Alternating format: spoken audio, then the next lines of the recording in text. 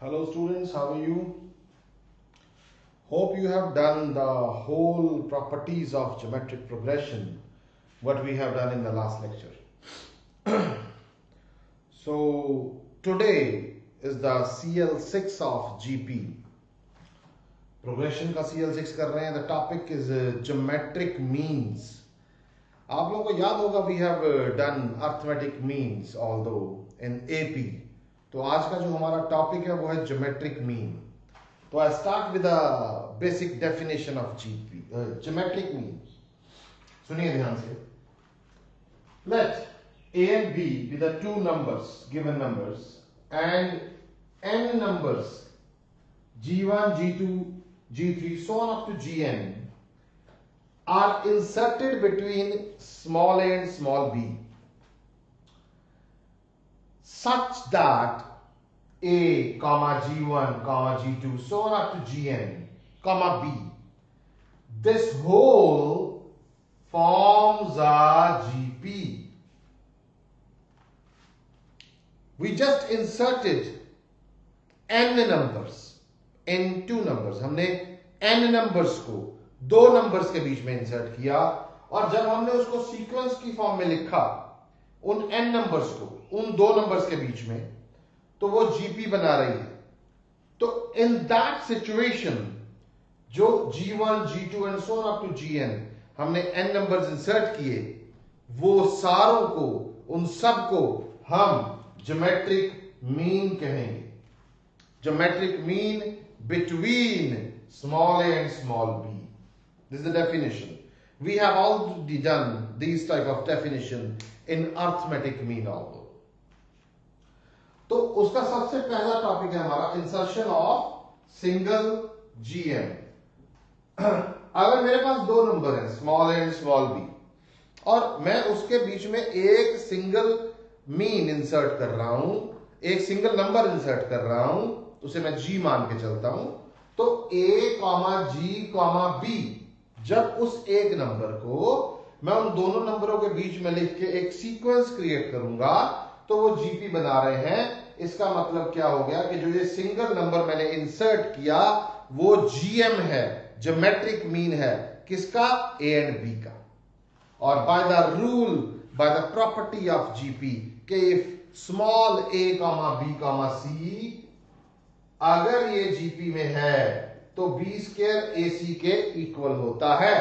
तो इसका मतलब अगर ये तीन नंबर GP में है तो G का square is equal to A into B होगा. तो G की वैल्यू यहां से हमारी आएगी under root of AB. This is the formula for single geometric mean. This is the formula for single geometric mean. चलिए आगे चलते हैं. एक प्रॉपर्टी है, नोट है, एग्जांपल के तौर पे देते हैं. चलो अपन कि मेरे पास अभी दो नंबर्स हैं 4 एंड 9. देखिए ध्यान से. और मैंने इसका जो GM निकालना है तो it is under root of 4 into 9. That means under root of 36. Root 36 that is 6. That means के GM बिटवीन 4 एंड 9 मेरा आ गया 6. In the same way -9 and -4 का जब मैं GM निकालूंगा तो मेरा under root of -4 into -9 that is root 36 again that is equal to 6. एक नोट आपको याद रखना है कि if A and B are two numbers which have opposite sign तो उसका GM एग्जिस्ट नहीं करता. ये बात हमें ध्यान में रखनी होगी. उसके बाद है insertion of n GMs. n का मतलब ये हो गया कि एक से ज्यादा मान लीजिए आप 2 GM इंसर्ट करने हैं, 3 करने हैं, 4 करने हैं, तो वो हम कैसे करेंगे? रूल वही है. A एंड B मेरे पास दो नंबर हैं और उसके बीच में मैंने G1, G2, G3 so on up to Gn n numbers मैंने इंसर्ट किए. तो जब मैं उसको लिखूंगा एक सीक्वेंस में, कैसे लिखूंगा? A, G1, G2 so on up to Gn, B. It always forms a GP. तो जब ये GP बनाएंगे तो हमें ये चीज क्लियर है कि ये हमारी फर्स्ट टर्म है, ये सेकंड है, ये थर्ड है, ये n+1 टर्म है. तो जो B है वो n+2 टर्म होगी. मैं रिपीट करता हूं, ये मेरी फर्स्ट टर्म है, देखिए ध्यान से, ये मेरी सेकंड है, ये मेरी थर्ड है, ये मेरी n+1 है, तो ये मेरी n+2th टर्म होगी। तो बाय द रूल b हमारे पास n+2th टर्म हो गई। r is the common ratio मान के चल रहे हैं। तो जो जनरल टर्म ऑफ जीपी होता है उसका फॉर्मूला होता है हमारे पास an का ar⁻n-1। तो अगर b n+2th टर्म है तो इसका आ गया ar⁻n+1। That's it. तो r⁻n+1 की वैल्यू b अपॉन है, इसको इधर ले गए और r⁻n+1 है, मेरे को r निकालना है, तो यहाँ n+1 इधर है तो इधर जाएगा, तो 1/n+1 हो गया। इसका मतलब मेरे पास जो r की वैल्यू आ गई, रेशियो जो जिससे मैं g1 g2 gn निकालूंगा, वो आ गया b/a⁻1/n+1। अब मेरे पास a तो पता है मेरे को, b भी पता है, g1 कैसे निकलेगा, a को r के साथ मल्टीप्लाई कर दूंगा, g2 a को r² के साथ, gn ar⁻n, ऐसे मल्टीप्लाई करके हम gms निकालेंगे, ज्योमेट्रिक मीन्स निकालेंगे। Take a screenshot of this. हम इससे आगे मूव करते हैं।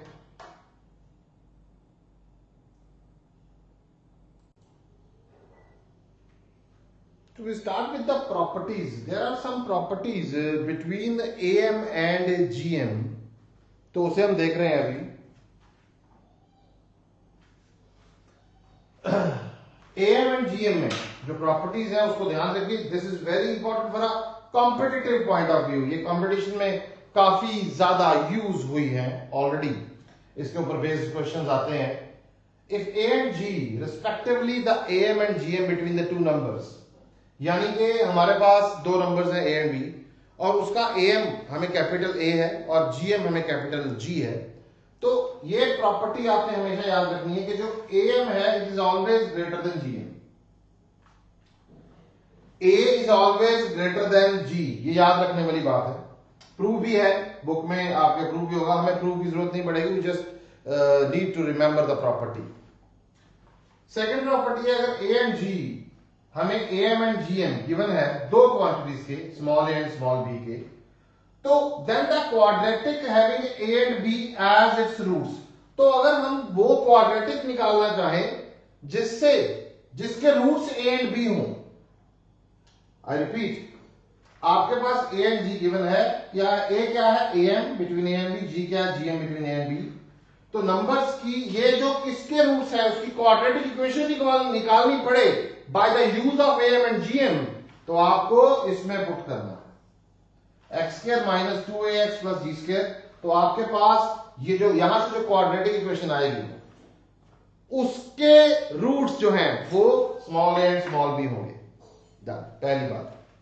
दूसरी, उसके बाद नेक्स्ट प्रॉपर्टी है A and G with the AM and GM between the two positive numbers, then the numbers are, मतलब अगर आपके पास A and B पता है, small numbers A and B पता है और उसका आप AM GM निकाल सकते हैं, वो हम ऑलरेडी कर चुके हैं by the formula.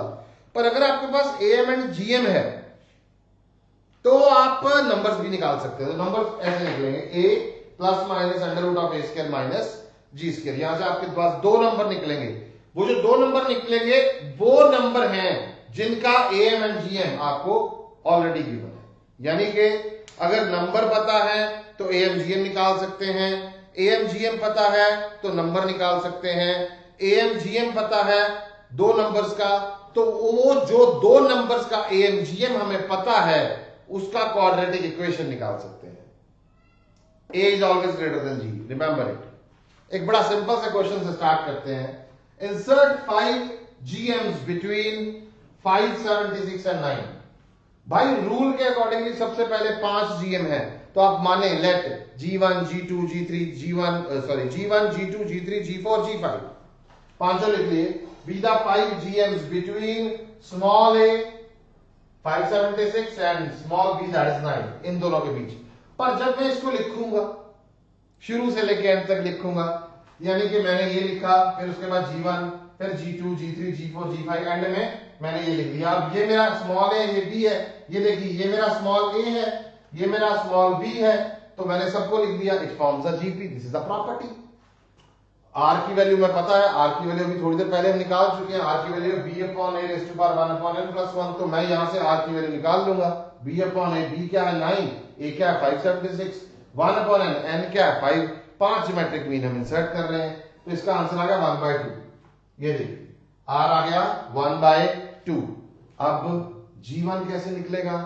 AR। G1 क्या है? ये देखिए ध्यान से, G1 क्या है? AR। G2 क्या है? AR square. ऐसे निकालेंगे।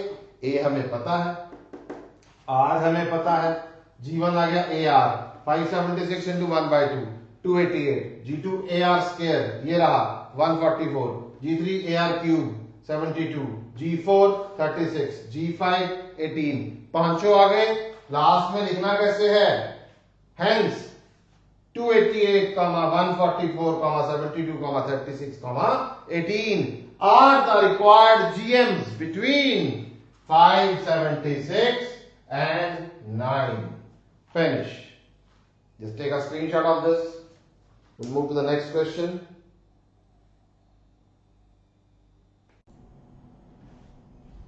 It's a very beautiful question. देखने में कॉम्प्लिकेटेड है नहीं है, पर देखने में आपको इंप्रेशन लगेगा यार बड़ा गंदा क्वेश्चन है, होगा नहीं, ऐसा कुछ नहीं है, आराम से समझिए। Find the value of n so that this number ये may be the GM between small a and small v. That means we are talking about a single geometric mean. अगर ये नंबर एक ही नंबर है, अगर ये number GM है a and b का, तो सिंगल की बात की जा रही है बिकॉज ये एक नंबर है, तो सिंगल GM होता है अंडर रूट ऑफ ab। तो हमने क्या करना है, if this is a GM between small a and small b, तो इस पूरे नंबर को अंडर रूट ऑफ ab के साथ इक्वेट कर दे। इसको हमने अंडर रूट ऑफ ab के साथ इक्वेट करना है। आप ये मान के चले कि यहां तक बस आपकी क्लास का काम है, अभी जिस क्लास में आप अभी काम कर रहे हैं, बट इसके बाद जो काम है वो पिछली क्लासेस का है। इट इज जस्ट हम एक्सपोनेंट्स को सॉल्व कर रहे हैं, नथिंग एल्स। अब ध्यान से देखिए, इसको मैंने अंडर रूट ऑफ ab के साथ इक्वेट कर दिया। अंडर रूट ऑफ ab का मतलब a raised to power half b raised to power half multiply हो रहा है, नीचे से उठा के उधर ले गया। ये देखिए मैं अकेला स्टेप आपको समझा रहा हूं। ये डिनोमिनेटर नीचे से उठ गया, इधर जाके मल्टीप्लाई हो गया। ये देखिए ये डिनोमिनेटर मल्टीप्लाई हो गया। ये कितनी टर्म्स है? दो टर्म्स है। पहले हम इस टर्म को इसके साथ मल्टीप्लाई करेंगे। ये देखिए a raised to power n, a raised to power n, a half b half, a half b half plus उसके बाद b raised to power n, ये रहा a half b half, done. अब बेस सेम है तो powers add होंगी, exponents की property होती है, तो हमने कर दिया यहां भी, हमने कर दिया यहां भी।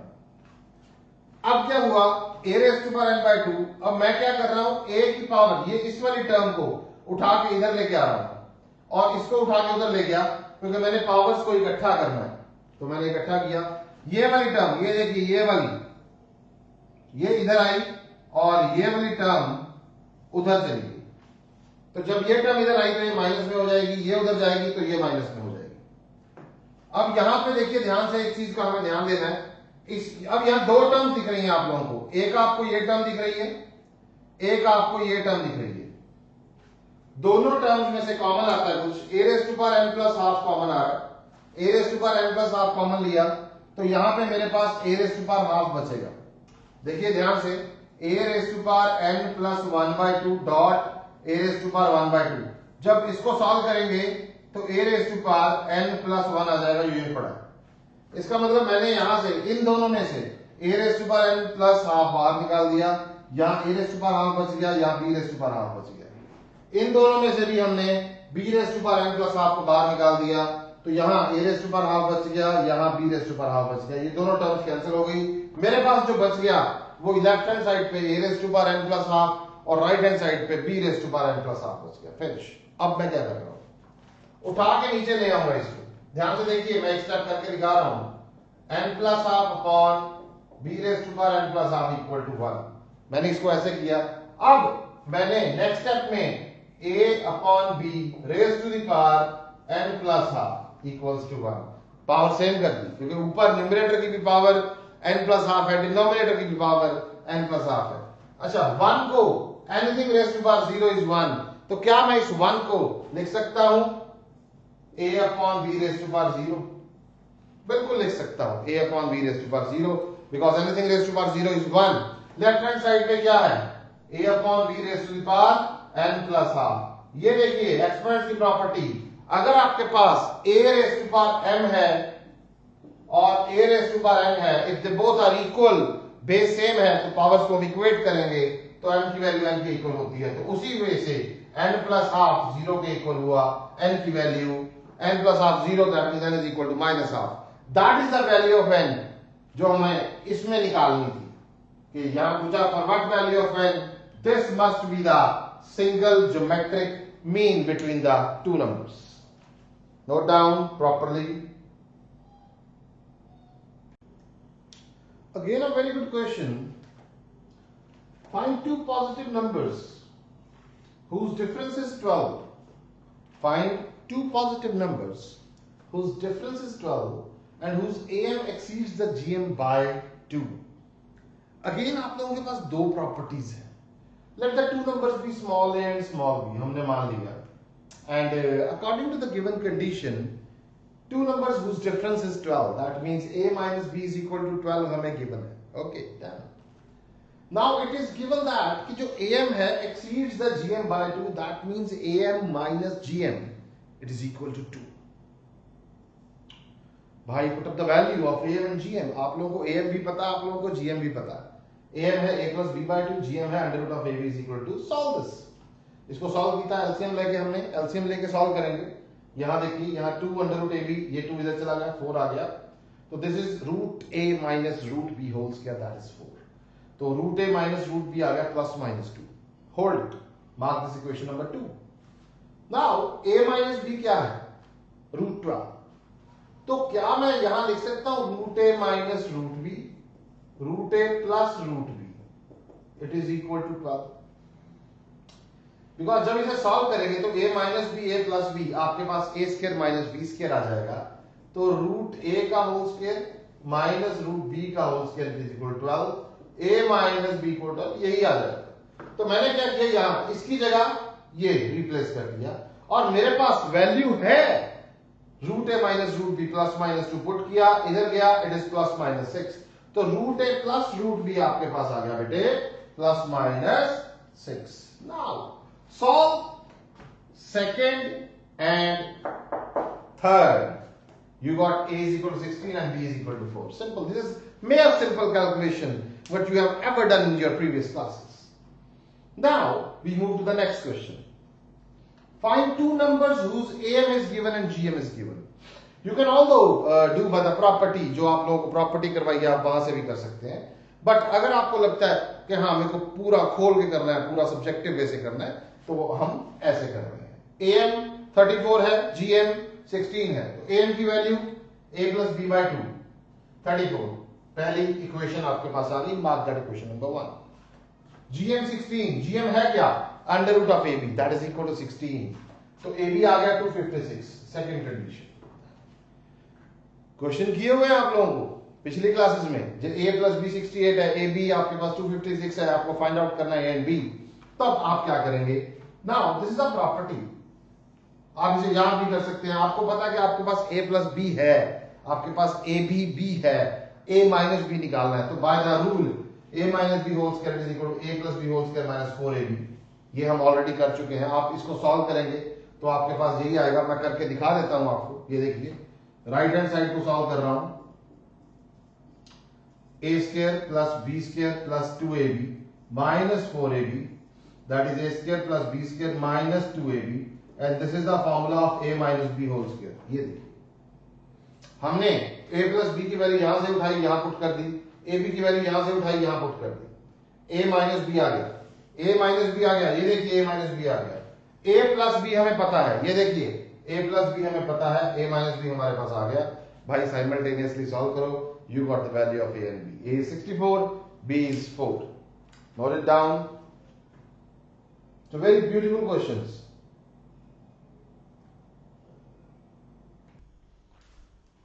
Again a very beautiful question, थोड़ा ध्यान से समझिएगा, market triple star. If a b c, a b c are in GP and the equations, दो इक्वेशंस आप लोगों के पास गिवन है, एक ये है एक ये है, they have a common root, मतलब दोनों की इक्वेशंस में रूट कॉमन है, एक रूट कॉमन है, have a common root, then we have to show that this is in AP. कई बार क्लियर नहीं होता भाई क्वेश्चन को कैसे करना है, जो गिवन है उसको लिखना शुरू करोगे अपने आप जो किताब है वो खुलती रहेगी, अपने आप भेद खुलते रहेंगे। Now it is given that A B C are in GP, तो मैंने लिख लिया। तो अगर 3 नंबर जीपी में है तो बी स्क्वायर इक्वल टू ए सी होगा, वो भी लिख लिया। तो बी की वैल्यू अंडर रूट ऑफ ए सी होगी, वो भी लिख ली। ओके, अब ये कह रहे हैं कि इसका इक्वेशन का और इसके इक्वेशन का रूट कॉमन है, हम इन दोनों में से एक इक्वेशन उठा लेते हैं। हमने ये वाली इक्वेशन उठा ली, क्वाड्रेटिक है, सॉल्व करने की कोशिश करते हैं। बी की वैल्यू अंडर रूट ए सी मैंने यहां पुट कर दी और इसको सॉल्व किया, तो मेरे पास ये आ रहा है root A this whole square, basically equal roots बन रहे हैं, कितने इक्वल, बिकॉज स्क्वायर आ गया। तो एक्चुअल में तो क्वाड्रेटिक के दो रूट्स होते हैं, being a quadratic they have equal roots, तो मैंने तो एक ही लेना, चलो मेरे को एक से मेरा काम चल जाएगा, मेरे को दो लिखने की जरूरत नहीं है। चलो, तो यहां से मेरे पास x की वैल्यू आ गई minus under root of C upon A, ये उसका एक रूट नहीं है, यही उसके दोनों रूट है। तो अगर मैं लिखना चाहूं इसको, तो इसमें से मैं, because this is a square quantity, तो मैं इसको root A X plus root C, root A X plus root C equal to 0। तो यहां से x की value minus under root C upon A आती है, यहां से भी x की value minus under root C upon A आती है। तो दे आर इक्वल रूट्स, इसका मतलब इस इक्वेशन का जो रूट्स हैं वो इक्वल रूट्स आ रहे हैं। अच्छा, क्वेश्चन में गिवन है भाई कि इसके और इसके रूट कॉमन है, एक रूट कॉमन तो है, तो इसके तो रूट ही एक है, रूट तो दो है, वैल्यू एक है। ओके, तो इसका मतलब जो उसका रूट है वो इसे भी सेटिस्फाई करेगा। तो वही लाइन में लिखे, it is given that this equation and this equation have a common root and the equation this one जिसके हमने रूट निकाले हैं has equal roots both equal to minus under root c upon a, and this root although satisfy this because they have a common root, तो उसे satisfy करेगा तो भाई put कर दो x की जगह पे, तो पुट कर दिया, this is the root of that also, that equation, तो dx की जगह पे मैंने ये पुट कर दिया। अब पुट करके सॉल्व करना है। अब सॉल्व कैसे करना है वो सुनिए, आप लोगों का असली काम क्या है ये प्रूव करना है, ध्यान से देखना। ये एपी में है, इसका मतलब 2e by B it is equal to D upon A plus F upon C. ये आपका लास्ट स्टेप होना चाहिए, ये देखो लास्ट स्टेप यही है, बट मैं उल्टा तो चला नहीं सकता, तो मैं क्या करता हूं इसको सॉल्व करता हूं। सॉल्व करने के लिए मैंने क्या किया, x की जगह पे इस इक्वेशन में x की जगह पे ये देखो यहां पे मैंने ये पुट कर दिया जी। अब f अपॉन सी चाहिए, वहां तो f दिख रहा है, f अपॉन सी कैसे आएगा, थ्रू आउट c के साथ डिवाइड कर दो, कर दिया डिवाइड। अब थोड़ा ध्यान रखिए, मैं इधर दोबारा से कर रहा हूं, d अपॉन a आ गया, c के साथ डिवाइड हो गया, d upon a minus 2e, इधर देखो this is 1 upon under root A C, and root A C किसकी वैल्यू है b की, इसका मतलब यहां आ गया 2e अपॉन b और f अपॉन c है ये मेरे पास। अब क्या करूंगा, इसको उठाओ उधर ले जाओ, तो ये मेरे पास 2e upon b is equal to d upon a plus f upon c आ गया, यही तो मेरे को चाहिए था। इसका मतलब by the property if a b c are in AP that means 2b is equal to a plus c। इसका मतलब ये तीनों नंबर अगर AP में है, इसका मतलब 2 times the middle term is equal to first term plus third term, तो वही हमारा प्रूव हो गया। तो हम लिखेंगे this implies d upon a, e upon b and f upon c are in AP। Screenshot लीजिए इसका, देखिए कोई डाउट आता है तो हम इसको डिस्कस करते हैं।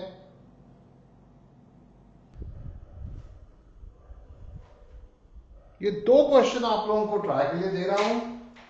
A is the arithmetic mean of A and B and two geometric means G1 and G2, ठीक है, and we have to prove this। आपको सिंपली वैल्यूज पुट अप करनी है, आप लोगों को A का वैल्यू पता है, AM का वैल्यू पता है, you know each and everything. And in the same way, there is one more question. If A, geometric mean G, and two AMs, arithmetic means, that means A1 and A2, be inserted between two given quantities, you have to prove this. So these are the two questions you have to do by your own. And इसी के साथ geometric mean का topic हम wind up कर रहे हैं. कुछ questions मैं group में डालूंगा आप लोगों के, so that आप उसको practice कर सकें. And in case of any doubt, you can WhatsApp me on my number 98158 02036. Thank you very much to all.